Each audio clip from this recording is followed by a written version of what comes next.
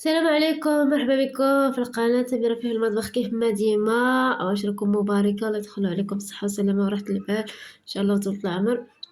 جيت نشارك معكم الغديوة ديالنا ديال نهار تاني عيد، نتمنى يعجبكم يا ربي. ما تنساوش دعمونا وديرونا لايك والاشتراك والتعليقات ديالكم الزوينين، الوجه الزوينين. شكرا لاي واحد كيتبعنا، اي واحد كيشجعنا على قناتنا.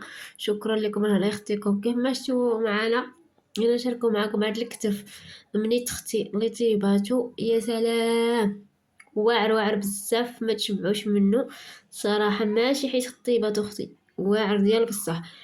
المهم كيف ما شفتوا جينا نشاركوا معكم الطريقه. هاد الزلافه حطينا فيه الزبده وزعفران الحر والزيت، زيت بلديه، والبادليه المصير، وسميتو زعفران، دامت زعفران، والثومه. هادشي اللي حطينا فيه، والملحه على حسب الذوق. خلطنا ديك الخليط كامل، دهنا به الكتف ديالنا، من الداخل ديالو ما بين الجلده والعظم. دخلنا ديك الترموله مزيان في الكتف، يعني دهنته اختي مزيان مزيان مزيان مزيان، دهناتو على برا كيف ما كتشوفوا معنا الفيديو الطريقه كيفاش درت ليها. يعني جا واعر وبنين.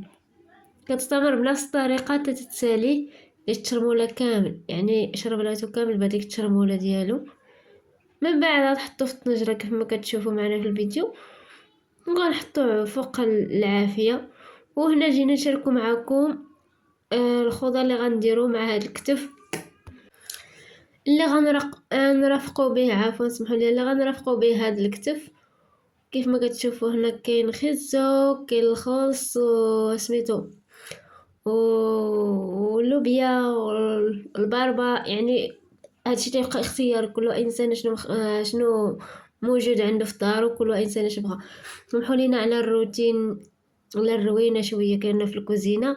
هذه هي الكوزينه ديال العيد ديال العواشر، كتكون كلشي مرون، كل حاجه فيها. سميتو هنا عجنا العجينه ديالنا، خبز ديال الدار. ايوا هنا عرفتو الموبل مع الروينه ديال العيد وسميتو الدروج حالتهم. وخرجوا خواتاتي الله يعطيهم صحيحتهم، يحفظهم، يطول في عمرهم، يخلي ليا والدي حتى هما. خرجوا ضربوا لهم واحد التيقه فاعله تركه.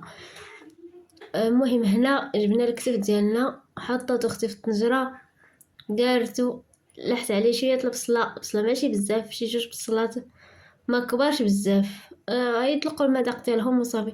وهنا دارت الماء طايب، خواتو في هذاك الكتف وخطاتو فوق هذاك المجمر، كيطيب على خاطر خاطرو واحد شويه. حطينا فوق البوطه باش يكمل الطياب ديالو.